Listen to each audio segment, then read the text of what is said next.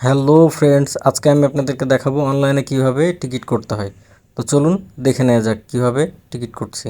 সর্বপ্রথমে আপনাদেরকে যেটা করতে হবে, প্লে স্টোরে গিয়ে রেল সেবা অ্যাপসটি ইনস্টল করে নিতে হবে। যদি আপনাদের আগে থেকে ইনস্টল করা থাকে তাহলে তো আছেই, যদি না থাকে তাহলে সার্চ বারে গিয়ে লিখবেন রেল সেবা। আমার যেহেতু আগের থেকে ইনস্টল করা আছে, তো আমি অ্যাপসটি ওপেন করে নিচ্ছি। আই এগ্রিতে ক্লিক করব। ফ্রম সিলেক্ট স্টেশন ঢাকা, আমি যেহেতু ঢাকার থেকে যাব, কোথায় যাব, রাজশাহী যাব, তো রাজশাহী সিলেক্ট করে নিচ্ছি, টু রাজশাহী। সিলেক্ট ক্লাস, আমি এখানে এস চেয়ার সিলেক্ট করে নিয়েছি। তারপরে ডেটটা সিলেক্ট করার পরে সার্চ করলাম। সার্চ করার পরে আমার কাছে এমন ইন্টারফেস শো করবে। আমি যেহেতু বনলতে যাব, আমি এখানে এস চেয়ার বুক নাওতে ক্লিক করলাম। ক্লিক করার পরে এখানে দেখবেন যে আপনার বগি নাম্বার আসবে, তো আমি ইও বগিতে সিলেক্ট করলাম। সিলেক্ট করার পরে আমি 51 নাম্বার সিটটি বুক করলাম। করার পরে কন্টিনিউ পারচেসে ক্লিক করলাম। এখন একটি ওটিপি আসবে, আমি ওটিপির জন্য অপেক্ষা করব। তো দেখতেই পাচ্ছেন কয়েক সেকেন্ডের মধ্যে আমাদের ওটিপিটি চলে আসছে।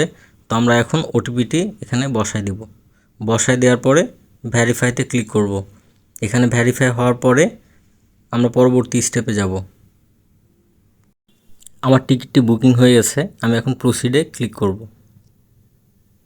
তো দেখতেই পাচ্ছেন এখানে কত টাকা আপনার যাবে সেটি দেখাচ্ছে। তা আপনি কোন অ্যাপসে টাকা দিবেন সেটা আপনার এখানে শো করবে। বিকাশ, নগদ, রকেট, উপায়, ভিসা, মাস্টার কার্ড, ডিবিবিএল, আপনি যেটাতে দিবেন সেটা সিলেক্ট করে নেবেন। তো আমি বিকাশে দেবো, বিকাশ সিলেক্ট করে নিচ্ছি। এভাবে কয়েক সেকেন্ড অপেক্ষা করার পরে আপনাদের পেমেন্ট গেটওয়েটা চলে আসবে। তো বিকাশ এখানে চলে আসছে, আমি বিকাশ নাম্বারটি বসায় দিচ্ছি যে নাম্বার থেকে আমার টাকা যাবে। তো নাম্বারটা বসানোর পরে আমি এখানে কনফার্ম করব। এখন একটি ভেরিফিকেশান কোড আসবে, আমরা ভেরিফিকেশান কোডটি পেয়ে গেছি। তো ভেরিফিকেশান কোডটা আমরা এখন এখানে বসাই দিব। ভেরিফিকেশান কোডটা বসানোর পরে আমরা কনফার্ম করব।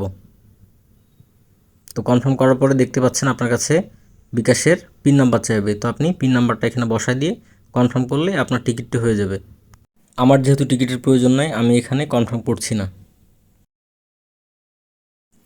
ভিডিওটি যদি ভালো লাগে অবশ্যই লাইক, কমেন্ট এবং সাবস্ক্রাইব করে পাশে থাকবেন।